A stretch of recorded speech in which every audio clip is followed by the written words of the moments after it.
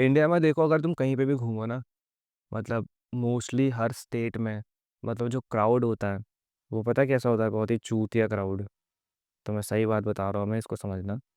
तुम भी शायद से कभी कभी ऐसे फेस करते होगे चीज़ें।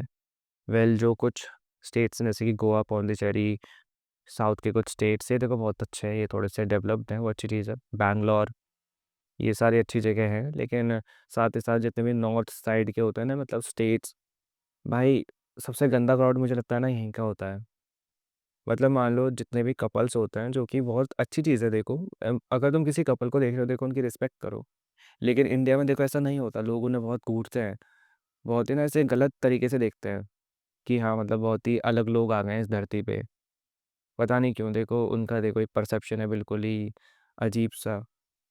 मतलब मैं मानता हूँ तुम्हारा जिस तरीके का भी परसेप्शन हो, तुम चाहे पुरानी सोच के हो नई सोच के हो, देखो उसे बाहर ना मत जताओ, इतना मत दिखाओ। देखो तुम चूतिया हो तो इसे बाहर मत दिखाओ प्लीज़।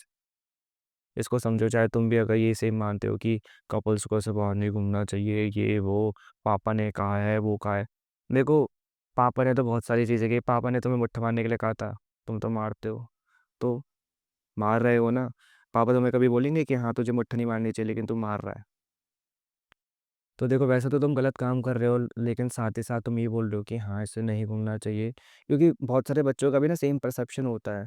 वो जितना भी पेरेंट्स से सीखते हैं ना कि हाँ ऐसे नहीं घूमना चाहिए, तू भी अगर ऐसे घूमेगा तो तू बेकार है, फिर वो बच्चा सीखता है कि सही कह रहा है, ऐसा नहीं घूमना चाहिए।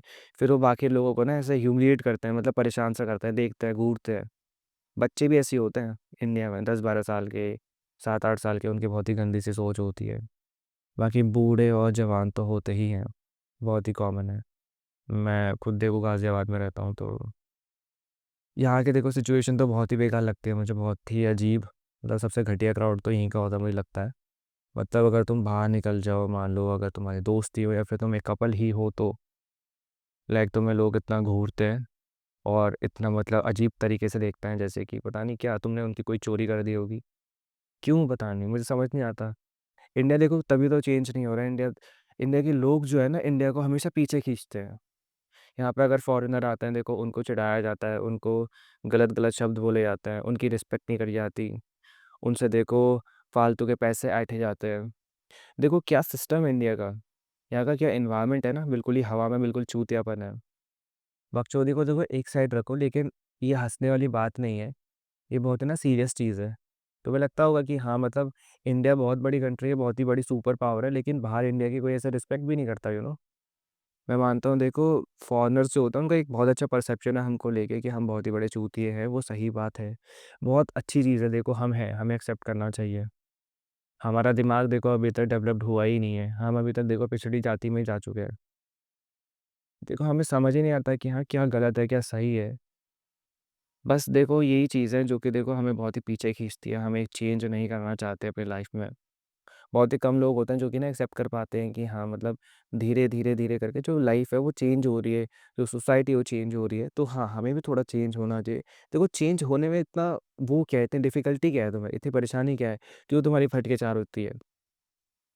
तुम्हारी फटके चार इसलिए होती है क्योंकि देखो जिस तरीके का इंसान तुम्हारे आसपास खड़ा है, जो तुम्हारा दोस्त है या फिर कोई और है, जो दूसरे इंसानों को जज करता है, कमेंट पास करता है, उन्हें घूरता है, अगर देखो तुम वैसा नहीं करोगे तो वो इंसान तुम पे कमेंट करेगा, वो तुम्हारा मजाक बनाएगा, और तुम भी देखो हो एक फट्टू।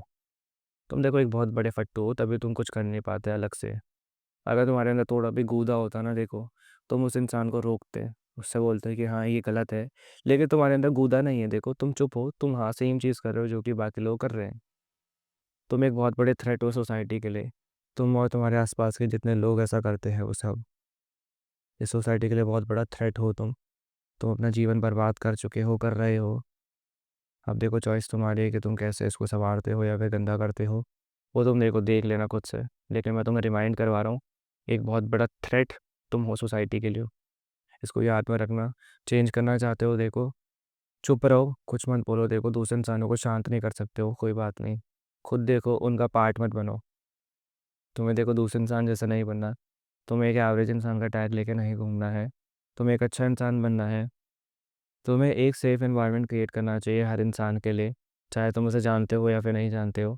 बाकी सारे लोग देखो अगर जज कर रहे हैं, कमेंट कर रहे हैं या फिर घूर रहे हैं दूसरे इंसानों को, तो ठीक है, उनका पार्ट मत बनो, उनसे अलग बनो। तुम्हें उनके जैसा काम नहीं करना। वो तो ऑलरेडी एक सोसाइटी का थ्रेट है बहुत बड़ा।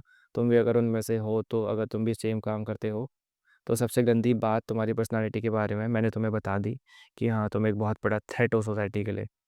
इसे चेंज करो अगर इसे चेंज कर सकते हो तो। नहीं कर सकते, देखो अपनी आदत से मजबूर हो तो देखो तुम्हारा कुछ हो ही नहीं सकता आगे। तुम आगे बढ़ नहीं सकते, इसको समझ लेना। बाकी इस वीडियो से तुम्हारी थोड़ी भी हेल्प हुई हो तो खुद को एक थैंक यू बोलना। बाय।